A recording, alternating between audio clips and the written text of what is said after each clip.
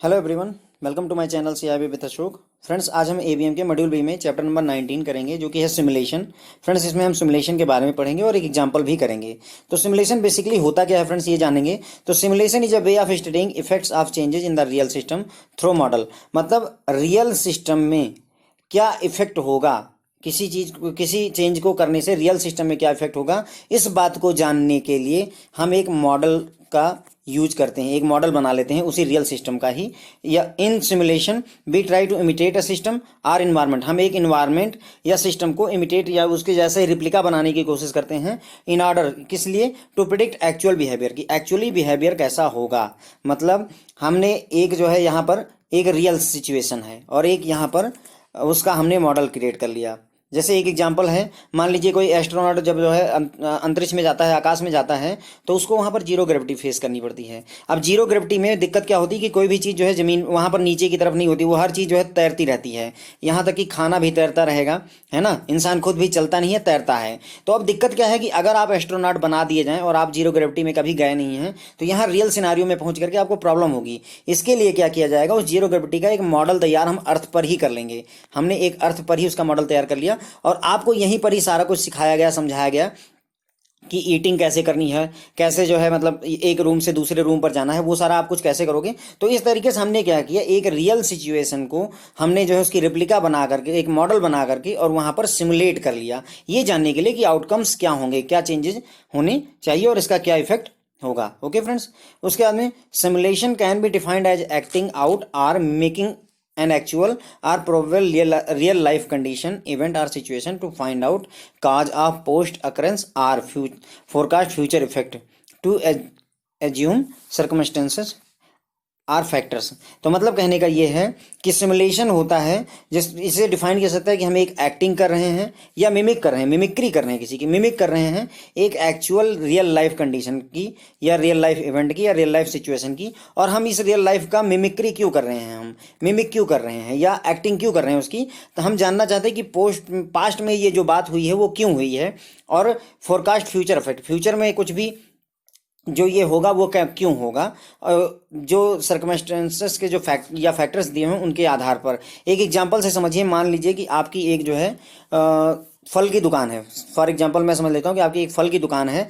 आज जो है आपने मान लीजिए सेब जो है 12 केजी बेचा, कल आपने 15 केजी बेचा, परसों 16 केजी बेचा, अगले दिन 20 केजी बेचा। तो इस तरीके से अब आप ये जानना चाहते हैं कि ऐसा क्यों हुआ कि आज यहाँ 12 केजी और इस दिन 20 केजी क्यों, और अगर मान लो आज 20 केजी बेचा है तो अगले दिन मैं कितना बेचूंगा। तो इसकी एक जो प्रोडिक्शन आप करना चाहते हैं, आप ये जानना चाहते हैं कि पास्ट में क्यों हुआ, पास्ट अकरेंस के बारे में जानना चाहते हैं या फ्यूचर की फोरकास्ट करना चाहते हैं, तो उस केस में हम सिमुलेशन का यूज करते हैं। Okay friends, how to do simulation. Simulation करते कैसे हैं? तो सिमुलेशन कैन बी परफॉर्म करते हैं, simulation can be done through solving A set of equation. Mathematical model में हम इक्वेशंस को सॉल्व करके करते हैं, या फिजिकल मॉडल क्रिएट कर लेते हैं। जैसा अभी मैंने आपको बताया था कि एस्ट्रोनॉट के केस में हम एक फिजिकल मॉडल बना लेंगे, एग्जैक्टली जीरो ग्रेविटी की एक रिप्लिका क्रिएट करेंगे। स्टेज रिहर्सल, ये भी एक अच्छा एग्जांपल है। आप अपना एक्चुअल जो है थिएटर करने से पहले जो है उसकी कई सारी रिहर्सल करते हैं। क्यों करते हैं? ताकि ये आइडिया लग जाए कि अगर मैं ऐसा परफॉर्मेंस दूंगा तो वहाँ पर स्टेज पर एक्चुअल परफॉर्मेंस कैसी होगी। ओके, कंप्यूटर गेम, हम एक गेम भी डिजाइन कर सकते हैं या ग्राफिक्स की मदद से भी ये देख सकते हैं कि सिमुलेशन क्या इम्पैक्ट करेगा। ओके, तो सिमुलेशन कैसे करते हैं ये हमने देख लिया। Why to do simulation, simulation करें क्यों भाई, हम सिमुलेशन करें ही क्यों। तो simulation can be useful tool to allow experiment without actual exposure or risk, but may be simplification of reality. देखिए, तो ये कह रहे हैं कि जो सिमुलेशन होता है ये बहुत ही यूजफुल टूल हो सकता है। इसमें हम एक्सपेरिमेंट कर सकते हैं without actual exposure or risk, बिना रिस्क लिए हुए, बिना एक्सपोजर लिए हुए हम क्या कर सकते हैं, एक्सपेरिमेंट कर सकते हैं। जैसे मान लीजिए आपको कार ना दी जाए ड्राइव करने के लिए, बल्कि एक सिमुलेशन वाला एक आर्टिफिशियल इन्वायरमेंट बना दिया जाए, जहां पर आपको सामने भीड़ भी दिख रही है, लोग भी दिख रहे हैं, मोड़ भी दिख रहा है, कार आप ड्राइव कर रहे हो, असली कार ना ड्राइव करके एक वर्चुअल कार आप ड्राइव कर रहे हो, हैंडल वगैरह सारा कुछ अरेंजमेंट है वहां पे। तो इससे क्या होगा फायदा कि आप बिना एक्सीडेंट करोगे, हो सकता है कि आपका वर्चुअल उसमें एक्सीडेंट हो जाए, लेकिन क्या आप एक्चुअल में हार्म पहुंचा रहे हो? नहीं। तो आप अपने आप को नुकसान नहीं पहुंचा रहे हो, एक सिमुलेशन की वजह से कोई रिस्क वहां पर नहीं है। तो इसलिए सिमुलेशन ऐसी सिचुएशन में करना ठीक रहता है। लेकिन कह रहे हैं कि but they may be simplification of reality, वो रियलिटी को बहुत सिंप्लीफाई कर देते हैं, and they are as good as assumption, और वो एकदम मतलब कल्पना के बराबर ही होते हैं। तुमने एजम्पशन कर ली तो वैसे ही सिमुलेशन है, जैसे आपने एजम्पशन कर ली कि if I will be an IAS, यदि मैं IAS हूँगा तो क्या होगा, एक आपने एजम्पशन कर ली। तो वैसे ही अगर आपको एक इन्वायरमेंट दी जाए, यहाँ पर ये सिमुलेट कर दिया जाए कि अगर आप IAS होंगे, आपका अपना ऑफिस होगा, आपका अपना घर वो होगा, क्या नाम है, अपना ड्राइवर मिलेगा और सारी सुविधाएं मिलेंगी, तो एक तरीके से एजम्पशन और सिमुलेशन इक्विवेलेंट ही हो रहे हैं। इनका कहने मतलब ये है when to use simulation, simulation use क्यों कब करना है। Simulation is appropriate to situation where size और complexity of problem make the use of other technique difficult और इम्पॉसिबल।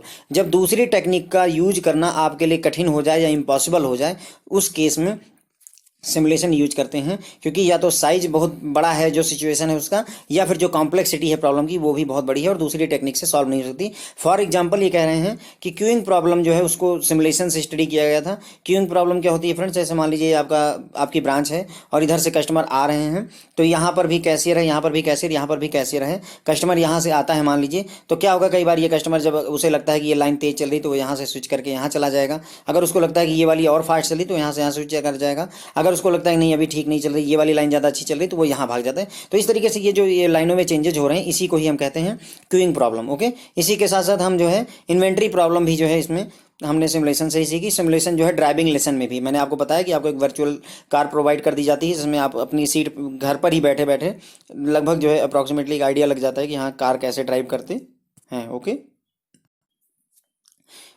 फ्रेंड्स, फाइनेंस में जो है हम सिमुलेशन फॉरेक्स में, फॉरेन एक्सचेंज में, इन्वेस्टमेंट और रिस्क मैनेजमेंट में यूज करते हैं। हमें फॉरेक्स में भी यूज होता है, इन्वेस्टमेंट में भी, और रिस्क मैनेजमेंट के लिए भी हम यूज करते हैं। सिमुलेशन जो है यूज किया जाता है traditional, statistical and management technique के साथ में। ये क्वेश्चन पूछा जाता है फ्रेंड्स कि जो है जो सिमुलेशन यूज किया जाता है वो किसके साथ यूज किया जाता है, तो स्टैटिकल एंड मैनेजमेंट टेक्निक जो ट्रेडिशनल वाली है उनके साथ में ये यूज किया जाता है। ओके फ्रेंड्स, फिर ये है अगला कि एप्लीकेशन क्या क्या है सिमुलेशन की। तो air traffic control queuing, air traffic control queuing मतलब कि कई सारी जहाज़ें आ रही हैं और मान लीजिए यहाँ पर छः आपके स्टेशंस हैं। हाँ, तो यहाँ पर क्या होगा कि जैसे एक एरोप्लेन आई, वो यहाँ पर आई, दूसरी एरोप्लेन यहाँ पर आई और तीसरी एरोप्लेन यहाँ पर आई, तो ये कैसे हमने एडजस्ट करना है, कैसे क्यूइंग करना है, उसके बारे में हम जो है सिमुलेशन के जरिए करते हैं। फिर एयरक्राफ्ट मेंटेनेंस की शेड्यूलिंग कैसे करते हैं, असेंबली लाइन शेड्यूलिंग, जो कार वगैरह बनती है वहाँ पर भी असेंबली लाइन होती है, तो कब कौन सा पार्ट कहाँ पर ऐड किया जाएगा उस असेंबली लाइन में और कितने समय के लिए ऐड किया जाएगा, वो सारा हम यहाँ पर करते हैं। इन्वेंट्री रिकॉर्ड की designing, rail road operation, rail है, 2 लाइनें हैं आपके पास में, मान लीजिए 6 ट्रेनें हैं, कैसे आप मैनेज करेंगे, तो ये सारा कुछ हम सिमुलेशन के जरिए कर सकते हैं। फाइनेंस एरिया में जो है हम रिस्क मॉडलिंग कर सकते हैं। मतलब कहने का ये है, जैसे मान लीजिए कोई कस्टमर है, उसकी पास उसका जो सिविल स्कोर है वो 750 है, किसी दूसरे का वो 650 है, इसके पास में अभी जो प्रॉपर्टी है वो मान लीजिए 1000 करोड़ है, इसके पास में जो प्रॉपर्टी है वो सिर्फ 500 करोड़ की है। तो ये सारा डेटा फीड करके हम एक सिमुलेशन से देख सकते हैं कि रिस्क कितना ज़्यादा होगा या नहीं होगा। Foreign exchange market, foreign exchange में भी ये यूज होता है, स्टॉक मार्केट में भी यूज होता है। तो एप्लीकेशन ऑफ सिमुलेशन ये इतना सारा हो गया, हमारे 6 7 8 यूज हैं इसके फ्रेंड्स। ठीक है, तो लेट्स सिमुलेट। अब हम फ्रेंड्स यहाँ पर जो है सिमुलेशन, फ्रेंड्स यहाँ पर अब हम सिमुलेशन की बात करेंगे। एक उदाहरण एग्जांपल लेकर के मैं आपको समझाऊंगा कि सिमुलेशन एक्चुअली यूज कैसा होता है। तो फॉर एग्जांपल इन्होंने दिया हुआ है कि राजेश जो है मिल्क का पैकेट 12 रुपये में खरीदता है। सिंपल मैं आपको समझाता जाता हूँ, पढ़ने की जरूरत नहीं। 12 रुपये लीटर में खरीद रहा है, 12 रुपये एक पैकेट खरीदता है और 16 रुपये का एक पैकेट बेचता है, यानी हर पैकेट के पीछे उसे 4 रुपये का प्रॉफिट होता है। ठीक है, वो can you help him profit maximisation, वो चाहता है कि आप उसका प्रॉफिट मैक्सिमम कर दें, और क्या आप उसे हेल्प कर सकते हैं। तो ठीक है, अभी वो फार्मूला क्या यूज करता है, देखिए कई चीज़ें होंगी। देखिए पहली बात क्या होगा कि कितना 12 रुपये का आप खरीद रहे हैं और आप 16 रुपये का बेच रहे हैं। ठीक है, अब ज़रूरत यह है कि कितना कस्टमर डिमांड कर रहा है। मान लीजिए 30 पैकेट कर रहा है कि 35 पैकेट कर रहा है कि 40 पैकेट कर रहा है, तो आप अगले दिन कितना मंगवाओगे। मान लीजिए पिछले दिन 30 पैकेट खर्चा हुआ, तो अगले दिन मैं कितना मंगवाऊँ। तो आपको ये एक एक्सपेक्टेशन लेनी पड़ेगी कि हाँ क्या करूँ। तो अभी जो ये राजेश रूल फॉलो कर रहा है, order the demand of previous day वाला रूल फॉलो कर रहा है। मतलब जो पिछले दिन की डिमांड, जितना डिमांड थी, है ना, जितना पिछले दिन जो है डिमांड हुई थी, उतनी ही जो है ये कस्टमर को अगले दिन मंगवाता है। मतलब जैसे एक एग्जांपल से समझिए, अभी आपको सब समझ में आ जाएगा। यहाँ पर मैंने 10 दिन का ये चार्ट दिया हुआ है। ये डेट है, किस डेट को, 1 जनवरी, 2 जनवरी, 3 जनवरी। ऑर्डर टू सप्लायर, सप्लायर को उसने कितने का ऑर्डर डाला, 35 पैकेट का, फिर 45 पैकेट का, 3 तारीख को 75 पैकेट का, 4 तारीख को 55 पैकेट का। फिर डिमांड कस्टमर, कस्टमर ने कितनी डिमांड की थी, 35 पैकेट की, 45 पैकेट की, 75 पैकेट की, 55 पैकेट की। और कस्टमर ने उस दिन कितना कितना कस्टमर को बेच दिया गया, कितना बेच दिया गया। तो फ्रेंड्स अभी इसको आप इग्नोर कर सकते हैं, ये आगे यूज होगा। अभी के लिए बस केवल ये 3 कॉलम पर ध्यान दीजिए, ये पहले 3 कॉलम पर। तो देखिए हो क्या रहा है यहाँ पर, जैसे पहले दिन दुकान खुली मान लेते 1 जनवरी को, तो हमें नहीं पता है कि मतलब पिछले दिन कस्टमर ने कितना डिमांड किया था। तो मैंने मान लिया अपनी तरफ से कि 35 डिमांड किया था। तो अगर पिछले दिन 35 की डिमांड की थी कस्टमर ने, तो अगले दिन उसने क्या किया, 35 जो है 35 का ऑर्डर प्लेस कर दिया सप्लायर को। 1 जनवरी को कस्टमर ने 45 की डिमांड की थी, तो उन्होंने क्या किया, 45 की डिमांड जो है अगले दिन प्लेस कर दी। समझ पा रहे हैं। उसके बाद अगले दिन 2 तारीख को डिमांड जो थी कस्टमर की वो 75 पैकेट की थी, तो अगले दिन उसने 75 पैकेट की डिमांड कर दी।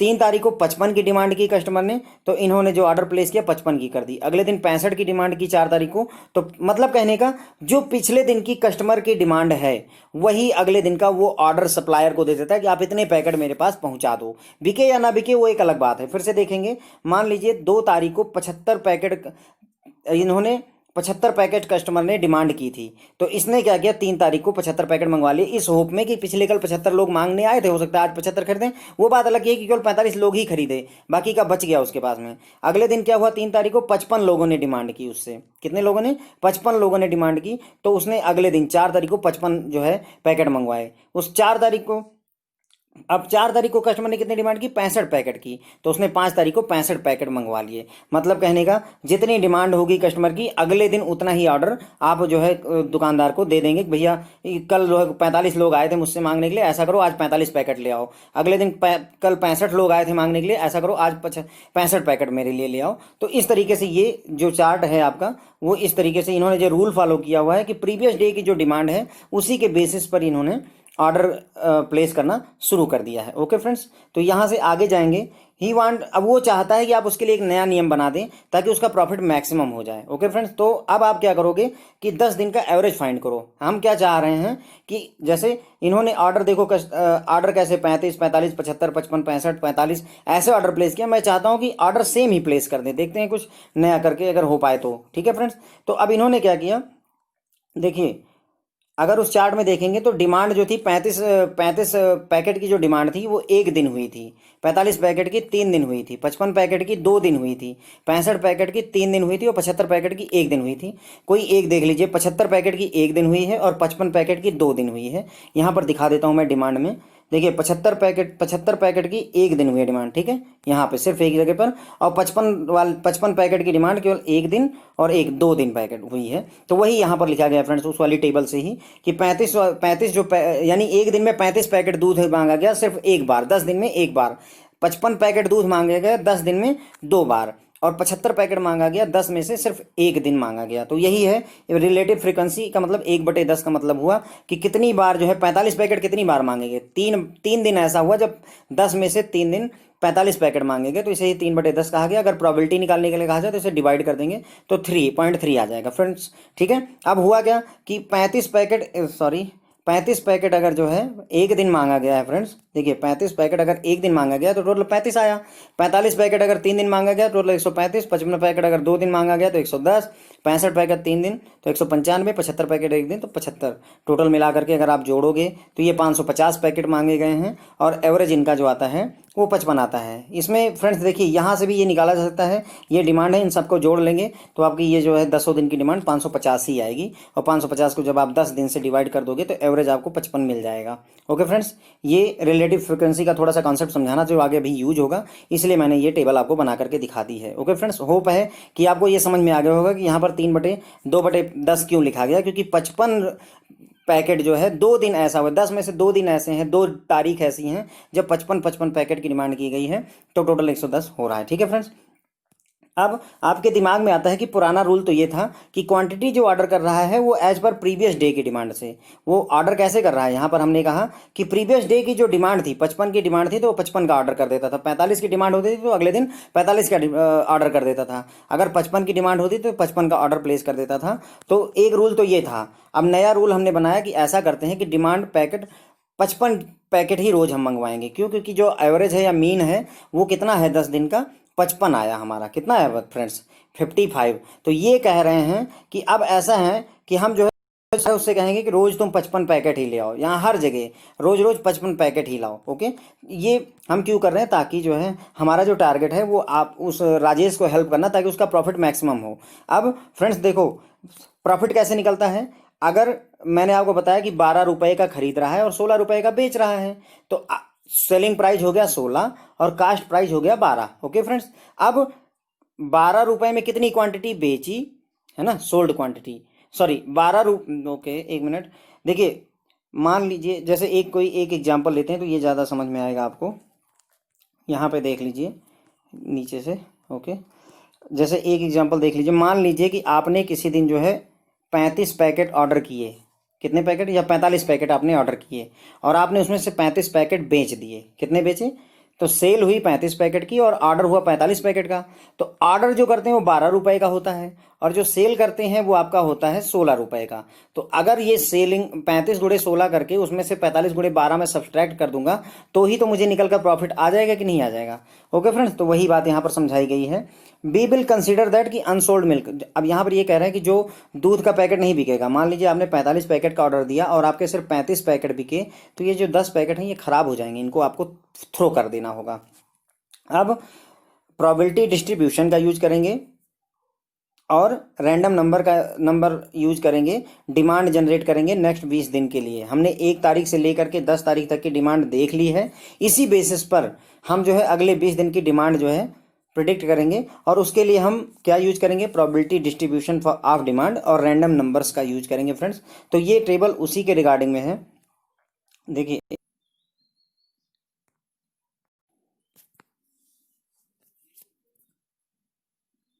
ओके फ्रेंड्स, तो अब हम इस टेबल को समझेंगे जो है।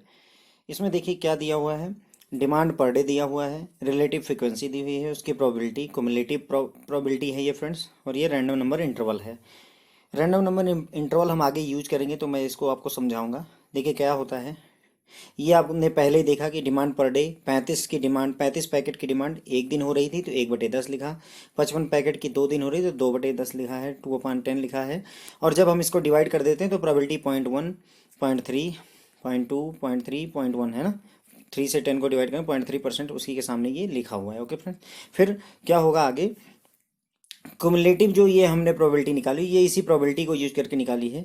पहले तो हमने ऐसे ही लिख दिया 0.01, फिर अगले में हमने क्या किया, इसको इसमें जोड़ दिया। देखिए 0.1 में 0.3 जोड़ा 0.4, अगले वाले में इसको इसमें जोड़ दिया 0.6, 6 में 0.3 जोड़ा 0.9, अगले वाले में 0.9 में 1 जोड़ा 0.1 जोड़ा और 1.0 हो गया। चाहे ऐसे समझ लीजिए और चाहे ऐसे समझ लीजिए कि जैसे मान लीजिए ये वाला निकालना है तो यहाँ तक के सारे जोड़ दीजिए। देखिए 1 3 3 1 4 2 6। ओके, या फिर ये वाला निकालना है मान लीजिए तो ये सारे जोड़ दीजिए। तो ये क्युमुलेटिव प्रोबेबिलिटी निकाली गई है हमने। उसके बाद में फ्रेंड्स एक और बात देख रहे हैं कि ये जो क्युमुलेटिव प्रोबेबिलिटी है इसको अगर आप परसेंटेज में लिखना चाहें तो ये 10% का शेप लेगा। ये वाली आपकी 40% बन जाएगी, ये वाली आपकी 60% हो जाएगी, ये वाली आपकी 90% हो जाएगी और ये वाली आपकी 100% का शेप ले लेगी। तो अगर हम ये बात दिमाग में रखें कि ये 10% है तो अब ये जो हम लिखते हैं इसका तरीका मैं बताता हूँ। ये 10% है तो हम कहाँ से शुरू करेंगे? 0 से। शुरुआत कहाँ से करते हैं? 0 से। और कहाँ तक ले जाते हैं? इससे एक कम, तो 10 से एक कम 9, 10 से एक कम 9, तो 0 से 9 लिख दिया।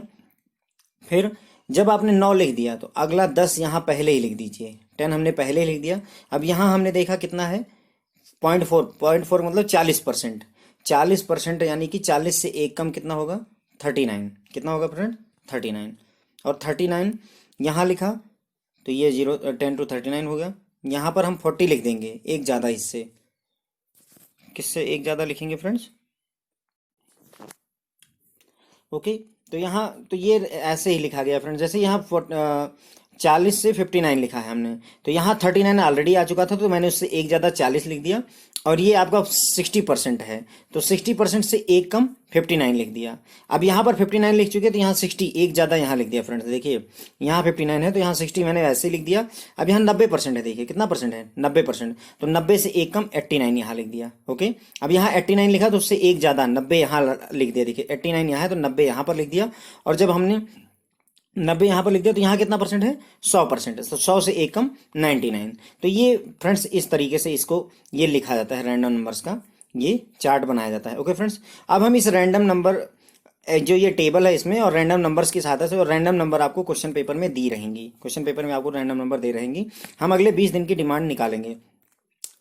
ये फ्रेंड्स मैं आपको ये मैकमिलन की बुक से ही मैंने ये पूरा सॉल्यूशन उठाया हुआ है। मैं आपको ये समझाता जाता हूँ कि ये क्या चीज़ क्या क्या दिया हुआ है। ये डेज हैं 1 2 3 4 5 6 7 8 9 10, ये पूरे 20 दिनों का डेटा दिया हुआ है।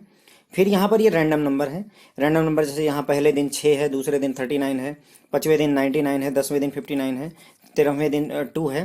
तो ये रैंडम नंबर्स मतलब ये इस क्वेश्चन में डिसाइड किया गया है। आपको अगर क्वेश्चन दिया जाएगा तो वो अपने हिसाब से बता देंगे। जैसे मान लीजिए वो कह देते हैं यहाँ पर सिर्फ रैंडम नंबर 2 होगी, यहाँ पर 12 होगी, यहाँ पर 23 होगी 30 की जगह पर, यहाँ 6 की जगह पर 16 होगी। इस तरीके से वो दे देंगे। तो जैसे ही रैंडम नंबर देंगे उसी हिसाब से हमारी डिमांड जनरेट होगी।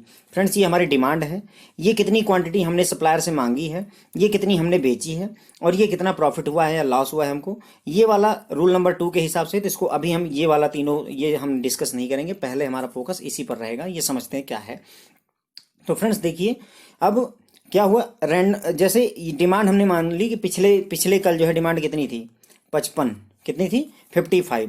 तो अगर पिछले कल 55 थी, तो अब जो है राजेश क्या करेगा, पुराने वाले फार्मूले के हिसाब से वो क्या करता है, पुराने वाले दिन की डिमांड के हिसाब से ऑर्डर प्लेस कर देता है। तो उसने अगले दिन यानी 1 तारीख को कहा कि ऐसा करिए कि आप मुझे 55 क्वांटिटी प्रोवाइड कर दीजिए। तो 55 पैकेट दूध उसके पास वर्तमान में मौजूद है। कितने पैकेट, 55 पैकेट। क्यों 55 ही, क्योंकि पिछले कल की जो डिमांड थी वो 55 थी, उसी बेसिस पर 55 उसने मंगवाया।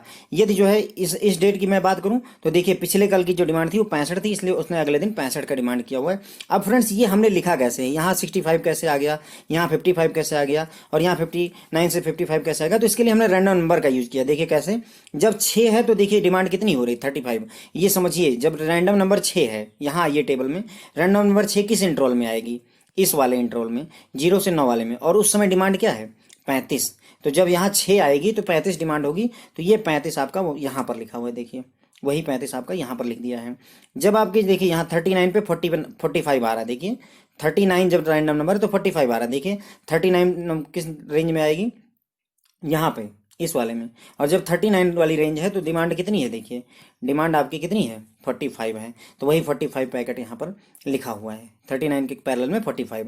यहाँ 89 की डिमांड, रैंडम नंबर 89 आपको मिल गई। कितनी मिल गई फ्रेंड्स, 89। तो डिमांड कितनी होगी यहाँ देख लेते हैं। अगर रैंडम नंबर 89 है, 89 आ गया यहाँ पे, इस वाले में देखिए 65 डिमांड है, तो वहाँ पर 65 लिख देंगे। ओके फ्रेंड्स, तो ये इस तरीके से लिखा गया। यदि रैंडम नंबर 99 है तो डिमांड कितनी होगी, तो रैंडम नंबर 99 जो होगी वो आपकी ये देखिए यहाँ पर इस वाले कॉलम में आएगी। तो डिमांड कितनी होगी, 75 होगी। तो जहाँ जहाँ रैंडम नंबर 99 या इस रेंज है 90 से लेकर के, देखिए कितने से लेकर के 90 से लेकर के और 99 तक जहाँ जहाँ वहाँ 75 लिखा जाएगा। अगर रैंडम नंबर 90 से 99 के बीच में, देखिए 99 है 75, 95 है 75, फिर क्या कहीं और भी है, देखिए 90 नहीं है कहीं पर ना। तो ये जहाँ पर भी है, तो या जैसे मान लीजिए इस वाले में देखें रैंडम नंबर 57 है तो डिमांड कितनी 55। देखिए रैंडम नंबर 57 कहाँ आएगी, देखिए अब 57 यहाँ पे आएगी। तो डिमांड कितनी होगी उसके पैरेलल में 55 होगी। ओके फ्रेंड्स, तो आई होप कि आपको ये समझ में आ गया होगा कि ये रैंडम नंबर के बदले में हमने डिमांड कैसे लिखी है। ओके,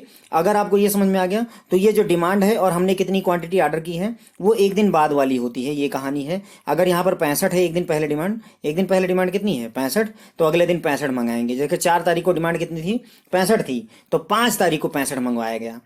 ऐसे देखिए 8 तारीख को डिमांड कितनी थी 45, तो ये 9 तारीख को 45 क्वांटिटी मंगवा रहे हैं। ओके, तो ये एक्चुअली जो क्वांटिटी ये कस्टमर ने कितनी डिमांड की है वो है, ये एक्चुअल में कितना सप्लायर आप राजेश की दुकान पर दे गया है और ये कितना कस्टमर ने खरीद लिया है, ये उसका डेटा है। अब इस टेबल को अब हमने ये समझ लिया कि ये एक पहले दिन का डेटा है। रैंडम नंबर 6 होने की वजह से डिमांड 35 थी, तो अगर 1 तारीख को डिमांड 35 है तो 2 तारीख को सप्लाई ये कितने की दे जाएगा 35 आइटम हमें पहुंचा जाएगा। अब हमने ये भी देखा था कि जो प्राइस है वो कितना है, 12 रुपए का खरीद रहे हैं और 16 रुपए का बेच रहे हैं। तो अगर मैं 12 रुपए का खरीद रहा हूँ और 16 रुपए का बेच रहा हूँ, तो यहाँ पर देखिए मैंने 55 क्वांटिटी खरीदी है ना, और कितनी बेची, 35। देखिए फ्रेंड्स, यहाँ पर भी बेचने के पीछे भी ये जो टेबल लिखी गई है इसमें भी लॉजिक है। क्या लॉजिक है आप देखिए, हुआ क्या, 35 की डिमांड हुई और 55 क्वांटिटी आपका सब अवेलेबल है। क्या हो रहा है देखिए, 1 तारीख को 35 क्वांटिटी की डिमांड, सॉरी 35 क्वांटिटी की डिमांड हुई आपको, एक सेकंड, डिमांड कितनी क्वांटिटी हुई, 35, और क्वांटिटी अवेलेबल कितनी है आपके पास में, यहाँ देखिए 55 है, 55।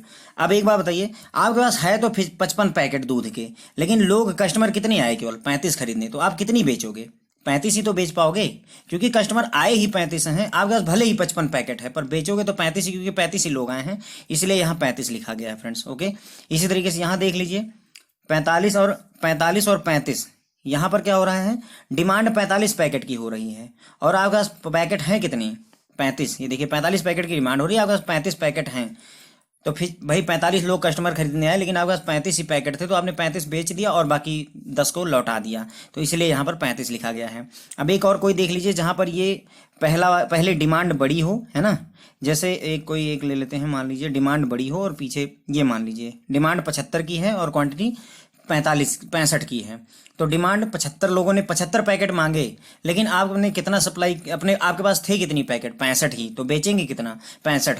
तो इन दोनों में से, डिमांड और क्वांटिटी 1 में से जो कम होगा वही सेलिंग में जाता है। इन दोनों कॉलम में जो कम होगा वही सेलिंग वाली लाइन में जाता है फ्रेंड्स। ओके, कहीं भी देख लीजिए 55 और 75 में से कौन कम है, 55, यहाँ 55 गया है, 55 और 45 में से कौन कम है, 45 यहाँ पर गया है, 65 और 45 में कौन कम है, 45 है।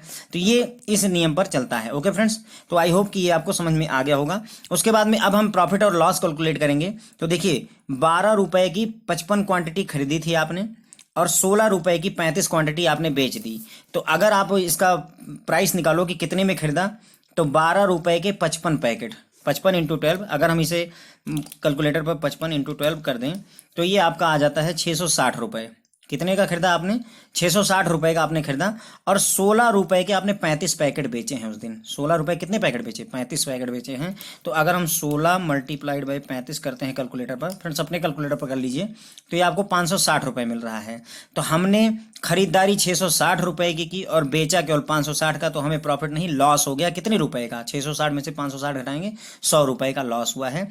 वही यहाँ पर फ्रेंड्स 100 रुपीज लिखा हुआ है। कोई और एक डेट उठा लीजिए, हमने यहाँ वाला देख लेते हैं। जैसे ये 65 क्वांटिटी हमने खरीदी, मतलब 65 क्वांटिटी सप्लायर हमें दे गया और 65 कस्टमर ले गए।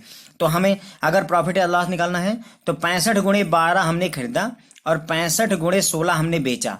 तो अगर मैं 65 गुणे 16 करता हूँ, 65 मल्टीप्लाइड बाई 16, तो ये आता है 1040 रुपये। 1040 रुपये का बेचा था और 12 गुणे 65 करता हूं मैं, तो ये 780 रुपये का मैंने खरीदा था। तो अगर मैं 780 में से 1040 घटा देता हूं तो ये आ जाएगा फ्रेंड्स 260 रुपये। कितना आ रहा है, 260 रुपये। तो यही ये आपका 260 रुपये यहाँ पर लिखा हुआ है फ्रेंड्स। आई होप कि मैंने ये आपको क्लियर कर दिया। रैंडम नंबर की वजह से ये डिमांड लिखी गई है, उस डिमांड की वजह से ये अगले दिन की डिमांड लिखी गई है, और जितनी ये और ये टेबल दोनों का कंपेयर करते हैं, जो कम होता है वही हम यहाँ पर लिखते हैं। मैंने आपको समझा दिया कि कम वाला ही क्यों लिखते हैं। और फिर ये प्रॉफिट और लॉस कैसे निकला है, जो हमारी जितनी क्वांटिटी हमने खरीदी है वो 12 रुपये में खरीदी है, जितनी हमने बेची 16 रुपये में बेची है, इसको 12 से मल्टीप्लाई कर दिए, इसको 16 से मल्टीप्लाई कर दिए। ये बड़ा मतलब इसमें से इसको घटाएंगे, क्योंकि हम सेलिंग प्राइस में से कास्ट प्राइस घटाते हैं, तो इसमें इसको घटाएंगे तो आपको प्रॉफिट और लॉस मिलता जाएगा। फिर ये फ्रेंड्स जब आप सारा जोड़ देते हैं, क्या सारा जोड़ रहे हैं कि डिमांड कितनी हुई उसको सारा जोड़ दिया, या फिर जो है डिमांड कितनी हुई वो जोड़ दिया, या कितनी क्वांटिटी सप्लायर आपको दे गया वो जोड़ा, कितनी आपने बेची वो सारा जोड़ा, कितना प्रॉफिट या लॉस प्लस माइनस करके जोड़ दिया आपने, तो आपको ये मिलता है। देखिए 1210 क्वांटिटी जो है हमने 1210 क्वांटिटी डिमांड की थी, 1110 सप्लायर दे गया, 1000 बिकी है, और ओवरऑल हमें 2680 का प्रॉफिट और लॉस हुआ है। और चूंकि ये टोटल 20 दिन की बात हो रही है तो सबका एवरेज निकाल लिया गया है 20 से डिवाइड करके। तो हमें जो एवरेज आ रहा है वो 134 रुपये हमें पर डे के हिसाब से बच रहे हैं। कितने रुपए का प्रॉफिट हो रहा है इसको, 134 रुपये के हिसाब से पर डे राजेश को बच रहा है। अब रूल नंबर 1 हमने पूरा समझ लिया। रूल नंबर 1 ये पूरा यहाँ से यहाँ तक खत्म हो गया। रूल नंबर 2 पे जाएंगे फ्रेंड्स। तो अब जब हम रूल नंबर 2 पे जाएंगे तो अब आप ये भूल जाइए, ये 3 कॉलम, और ये पूरा लीजिए, सेम वही सारा कुछ, बस ये 3 कॉलम नहीं लेने हैं। डिमांड यहाँ पर भी 55 की थी, और यहाँ पर रूल नंबर 2 में हमने देखा था कि जो एवरेज आया था वो 55 आया था। तो अब हमारी डिमांड बदलेगी नहीं, हर दिन हम केवल 55 क्वांटिटी ही डिमांड करेंगे। कितनी कितनी क्वांटिटी डिमांड करेंगे? 55 ही डिमांड करेंगे। अब सप्लाई ये बिकेगा कितना वो देखना है। तो देखिए, जैसे पहली तारीख को डिमांड कितने की हुई थी? 35 की, और है आपके पास कितने? 55। यानी 35 लोगों ने आपसे दुकान पे आकर के मांगा और 55 पाउच आपके पास है, तो कितने बिकेंगे? केवल 35 ही बिकेंगे, क्योंकि 35 ही लोग तो खरीदने आए, तो इसीलिए यहाँ 35 लिखा गया है। फ्रेंड्स, आई होप कि मैंने अपना पॉइंट क्लियर कर दिया है। ये मैं फिर से काट देता हूँ। यहाँ किसी और डेट का देख लीजिए, यहाँ 4 तारीख का देख लेते हैं, मान लेते हैं हम 4 तारीख को। देखिए 65 क्वांटिटी यानी 65 कस्टमर आए जिन्होंने मांगा आपसे कि मुझे दूध के पैकेट दे दो, एक एक पैकेट 65 लोगों ने मांगा, जबकि आपके पास है कितनी? केवल 55 ही पैकेट हैं। तो अब आप बताइए उसको कितने पैकेट बेच पाएंगे कस्टमर को? 55 ही पैकेट तो बेच पाएंगे, फिजिकली 55 ही है तो 55 ही बेच पाएंगे, इसलिए यहाँ पर 55 लिख दिया गया। तो ये पूरा इसी लॉजिक पर फ्रेंड्स, ये आप इसे हटा देंगे तो ये पूरा इसी लॉजिक पर चला हुआ है, यानी डिमांड और क्वांटिटी इन दोनों कॉलम में जो कम है वही यहाँ पर लिखा गया है। ओके, फिर प्रॉफिट कैलकुलेट करने के लिए फिर से वही करेंगे। कोई भी एक डेट उठा लीजिए, मान लीजिए मैं 2 तारीख उठा लेता हूं। तो हमने क्या किया? 45 क्वांटिटी खरीदी और 45 ही क्वांटिटी बेची है। 45 क्वांटिटी यानी कि अगर हम प्रॉफिट निकालना चाहें इस तारीख का, तो हमने 45 क्वांटिटी खरीदी थी और 45 ही क्वांटिटी बेची थी।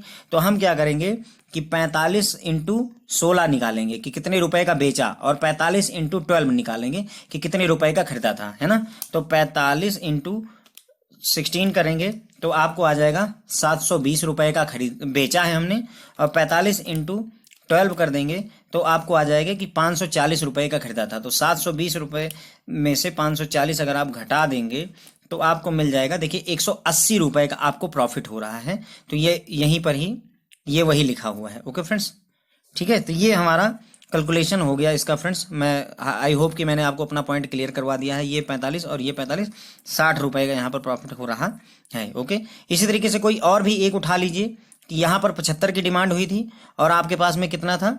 55 क्वांटिटी थी। ओके, तो 75 की डिमांड हुई थी, 55 क्वांटिटी आपके पास थी, तो आपने बेचा कितना? 55 क्वांटिटी। तो 55 क्वांटिटी आप लेकर आए और आपने बेचा 55 क्वांटिटी। जब आप इसको 12 और 60 मतलब जो है 16 से सब्सट्रैक्ट करेंगे तो आपको ये प्रॉफिट निकल कर आ जाएगा। और फिर ये सारा जोड़ करके जब इन्होंने एवरेज निकाला तो इनको 148 रुपए का प्रॉफिट हो रहा है पर डे। तो पहले मेथड में जिसमें वो पुराने दिन के हिसाब से डिमांड पुट कर देते थे उसमें उनको 134 रुपए बच रहे थे, जबकि आपका जो नया आइडिया था कि रोज 55 रुपए ही 55 पैकेट ही डिमांड करिए, उसने उनको 148 रुपए का फायदा पहुंचाया है। तो फ्रेंड्स, इसी के साथ में ये लेक्चर खत्म होता है। तो ये नया मेथड था हमारा। अगले जो लेक्चर होगा उसमें हम नई केस स्टडी करेंगे और उसमें हम ये बाकायदा क्वेश्चंस के साथ केस स्टडी अटेम्प्ट करेंगे। Okay, thank you friends. और मैं आपसे रिक्वेस्ट करूंगा फ्रेंड्स कि ये हमारे चैनल के बारे में अपने फ्रेंड्स को भी बताएं और जो है आप भी खुद सब्सक्राइब करें। Okay, thank you.